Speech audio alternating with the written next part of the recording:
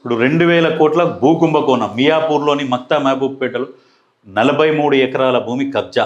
1967లో registration జరిగినట్టు నకిలీ link document create. దాని ఆధారంగా గత ఏడాది ముందుగా ఎకరం భూమి రిజిస్ట్రేషన్, ఆ తర్వాత మిగతా 43 ఎకరాల ల్యాండ్ రిజిస్ట్రేషన్. కన్నెత్తి చూడని రెవెన్యూ హైడ్రా అధికారులు.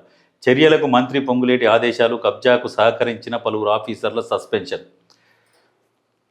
2000 కోట్ల భూకుంభకోణము కరెక్టే, కానీ ఈ భూకుంభకోణాలు గత 10 సంవత్సరాలలో జరిగినాయి బయట పెట్టుర్రి. 1000 ఎకరాలు వస్తాయి, లక్షల కోట్ల రూపాయలు బయటపడతాయి.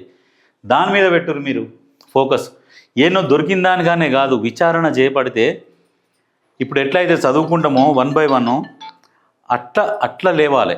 చిన్న ఇది ఎల్కేజీ నుంచి పీజీ వరకు పిహెచ్డి వరకు తీయాలి. అట్లా తీస్తే ఈ దొంగలు మొత్తం బయటపడదు. ఏన్నో 1-2 తీసి తృప్తి పడితే కాదు.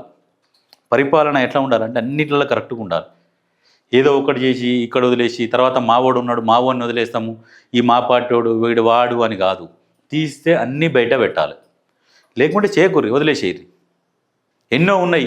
యాదగిరిగుట్ట సైడ్ 25,000 ఎకరాలు ఖాళీ. జస్ట్ ఆ ప్రిమిసెస్లో నేను కూడా ఎన్నోసార్లు మొత్తుకున్నాం. ఇంకా కూడా దాని గురించి అసలు ఎక్కడ కూడా విచారణ జరుపుతలేరు, ఓపెన్ చేస్తలేరు, తీస్తలేరు.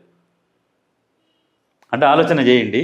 ఈ ఒక్క కుంభకోణం కాదు, ఏ కుంభకోణానైనా బయటికి తీయాలి. తీస్తేనే ప్రజలు ప్రభుత్వాలని నమ్ముతాయి.